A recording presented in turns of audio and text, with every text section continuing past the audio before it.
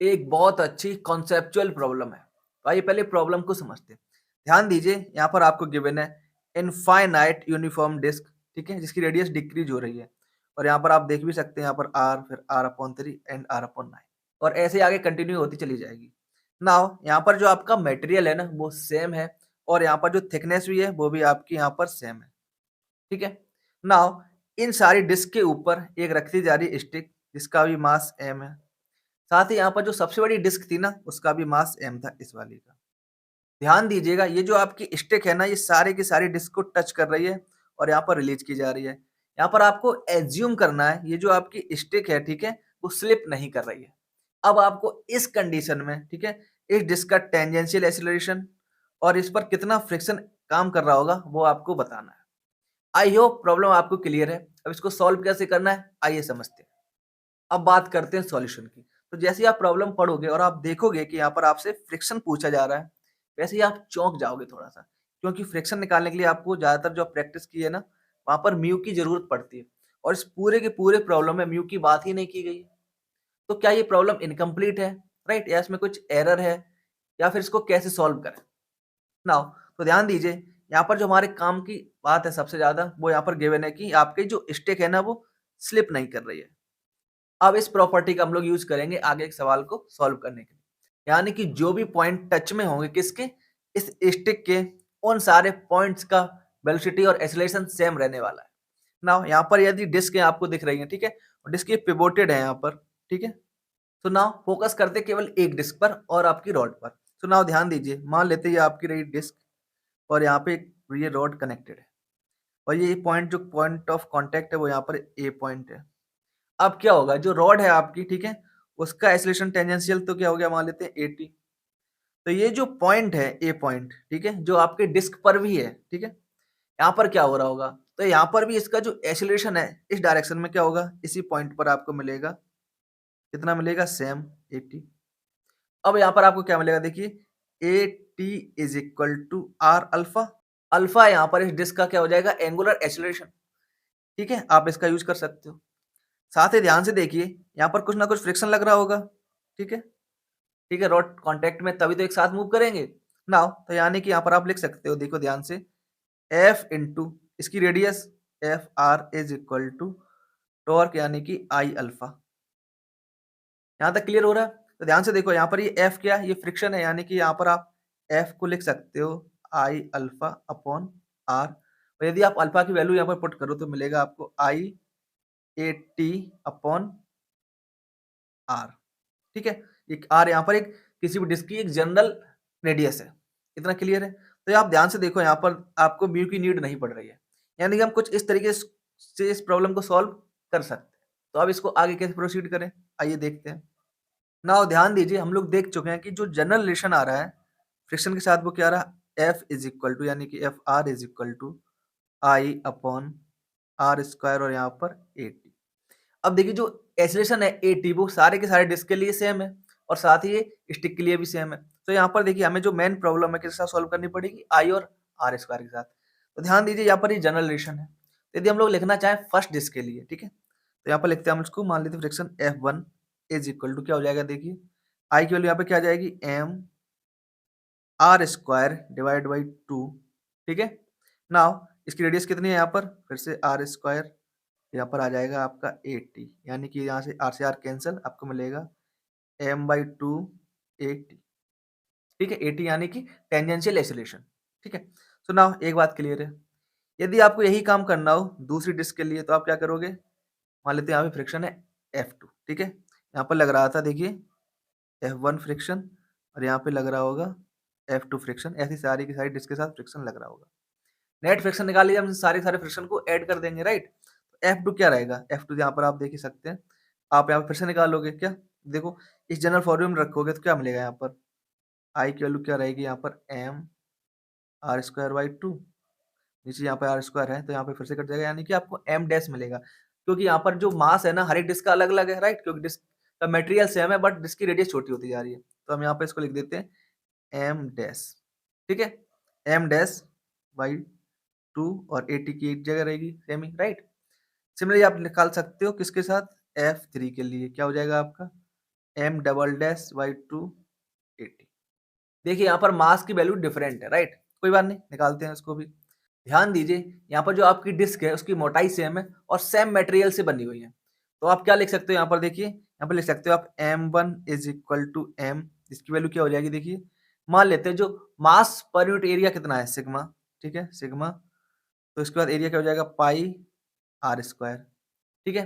दूसरे का मास क्या हो जाएगा यहाँ पर देखिए m2, यानी कि m डैश यहाँ पर जो लिखा हुआ है m2 equal to m dash is equal to क्या आएगा आपको देखिए, सिग्मा पाई r बाई 3 का स्क्वायर। क्लियर थी सी बात? सिमिलरली आप देख सकते हो यहाँ पर m3 यानी कि m double dash is equal to sigma pi r upon 9 का होल स्क्वायर, और ऐसे सबका निकाल सकते हैं। यहाँ तक क्लियर है, ठीक है, कोई बात नहीं। अब आपको यहाँ पे निकालना था इसका फ्रिक्शन का फोर्स। तो आप देखिए क्या करोगे, सारे फोर्स को ऐड कर दोगे तो एफ नेट इजकल टू क्या हो जाएगा, एफ नेट इजकल टू हो जाएगा F1 plus F2 plus F3। अब यहाँ पे इनफाइनाइट डिस्क है तो सब थोड़ा थोड़ा लगा कंट्रीब्यूट कर रही होंगी, तो हो जाएगा आपका Fn और यहाँ पर ये इनफाइनाइट तक, ठीक है। अब यहाँ पर वैल्यू पुट कर दीजिए तो आपको क्या मिलेगा देखिए, यहाँ पे देखिए a/2 तो सब में है तो a/t/2 बाहर, m1 plus m2 plus m3 और यहाँ तक इनफाइनाइट तक, ठीक है। आप वैल्यू पुट करके देखिए तो सब में देखिए क्या कॉमन आ रहा है, पाई और सिग्मा। तो 80/2 पाई सिग्मा बाहर, अंदर क्या जाएगा, R square plus R square upon 9 plus R square upon 81 और ऐसे चलता चला जाएगा। अब आप ध्यान दीजिए ये जो आपको अंदर दिख रहा है ये क्या है, ये तो एक जीपी दिख रही है, इसका आप सम निकाल सकते हो बहुत ही आसानी से। देखिए यहाँ पर आप लिख सकते हो सम इसका 80 sigma pi sigma divide by 2, यहाँ पे आर स्क्वायर बाहर आ जाएगा, ठीक है। अब क्या मिलेगा यहाँ पे देखो 1/1 माइनस 1/9, ठीक है। तो आपको यहाँ पर वैल्यू मिल जाएगी बहुत ही आसानी से, ये मिलेगी हाँ, A T pi sigma R square 8/9 यानी कि आपका 9/8 उल्टा होके आ जाएगा, क्योंकि आपका एफ नेट टोटल आ जाएगा। देखिए एफ नेट की वैल्यू क्या आ जाएगी यहाँ पर 9/16 80, ठीक है। और देखिए यहाँ पे पाई आर स्क्वायर सिग्मा, इसकी वैल्यू क्या हो जाएगी देखिए, हम लोग निकाल चुके थे जो स्टार्टिंग वाला जो मास था यानी कि m, ठीक है। ये आपको मिल गया एफ नेट। नाउ और क्या कर सकते हैं, तो ध्यान दीजिए ये रहा आपका स्टिक।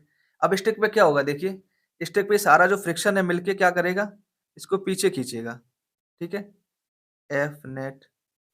और यहाँ पर एक ग्रेविटेशन का पुल लग रहा होगा राइट इस तरफ, तो जैसे यदि आप इसको ध्यान से देखो, ठीक है, यहाँ पर कुछ एंगल तो है इसमें गिवन है, तो इस तरफ कौन सा फोर्स आएगा आपका एम जी का साइन कंपोनेंट, राइट। अब यहाँ पर देखिए आप इक्वेशन क्या बना सकते हो, आप बना सकते हो यहाँ पर M G sine theta minus F net friction वाला इज इक्वल टू इसका मास स्टिक का m इंटू इसका एक्सीलरेशन टेंजेंशियल 80।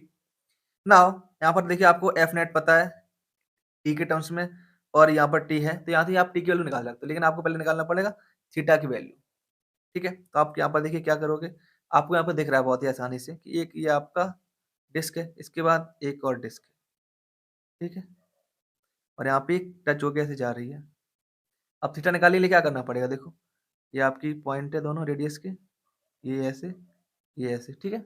नाउ इसको आप ज्वाइंट कर दीजिए यहाँ पे, तो इसके पहले आपको यहाँ पे एक ऐसी लाइन मिल जाएगी, राइट। क्लियर थी सी बात? देखिए इसको थोड़ा जूम कर देता हूँ, ध्यान से देखिए। अब ये एंगल यहाँ पे 90 डिग्री है तो आप इतनी डिस्टेंस निकाल लो, ठीक है, और आप ये वाली डिस्टेंस निकाल लो। तो आपको यहाँ पे देखिए क्या दिखेगा, कुछ ऐसे दिखेगा, ऐसे ऐसे और ऐसे। ये रहा आपका थीटा, ये यहाँ पे परपेंडिकुलर है। अभी डिस्टेंस कैसे मिलेगी, देखो ये डिस्टेंस आपकी हो जाएगी r प्लस r/3, तो ये देखो r है और ये r/3 है, राइट। ये डिस्टेंस कितनी मिलेगी आपको, ये देखो r टोटल थी, ये r/3 है तो माइनस करना पड़ेगा, right. r minus r/3, right. तो देखिए यहाँ पे आपको क्या मिलेगा, ये वाली वैल्यू हो जाएगी आपकी 2r/3 और ये वैल्यू हो जाएगी आपकी 4r/3, ठीक है। साइन थीटा वैल्यू निकालनी है, आप क्या करोगे, परपेंडिकुलर अपॉन हाइपोटेनस। देखो यहाँ पे क्या दिखेगा आपको 2r/3 और 4r/3 यानी कि 1/2, राइट। तो यानी कि आप यहाँ पे लिख सकते हो साइन थीटा की वैल्यू यहाँ पे आपको कितनी मिल गई, sine theta is equal to 1/2। अब आप इसमें पुट कर दीजिए, ठीक है। तो आपको देखिए क्या मिलेगा, M G 1/2 minus F T की वैल्यू देखिए क्या आई थी, F total F net 9/16, right. तो आपको मिलेगा यहाँ पर 9/16 M 80 is equal to M. इसको आप सॉल्व कीजिए तो देखिए आपको क्या मिलेगा यहाँ पर, M G by two is equal to, इस तरफ चला जाएगा, राइट। तो 1 + 9/16 16, ठीक है। एम 80 16 + 9 25 डिवाइड बाई 16, ठीक है। क्लियर थी सी बात। सो नाउ एम से हम यहाँ पर कैंसिल, 2 से यहाँ 16 का 8 आ गया। यहाँ पर आप लिख सकते हो 80 इज इक्वल टू, ठीक है, 8/25 जी। क्लियर थी सी बात। अब यहाँ पर आपको निकालनी है एफ की वैल्यू, राइट। अब इस वैल्यू को आप एफ में पुट कर दीजिए तो एफ नेट वैल्यू क्या आ जाएगी आपकी, जो नेट फ्रिक्शन था आपका, ठीक है, कितनी थी यहाँ पर 9/16 इंटू एम इंटू 8/25 जी। 8 से यहाँ पे 16 कैंसिल, 2 टाइम बार 9/25 एम जी आ गई आपकी फ्रिक्शन की वैल्यू, राइट। आई होप इस वीडियो से आपने बहुत कुछ सीखा होगा। तो प्लीज वीडियो को लाइक कीजिए, चैनल को सब्सक्राइब कीजिए और दोस्तों के साथ शेयर करना बिल्कुल ना भूलें। Thank you and have a nice day.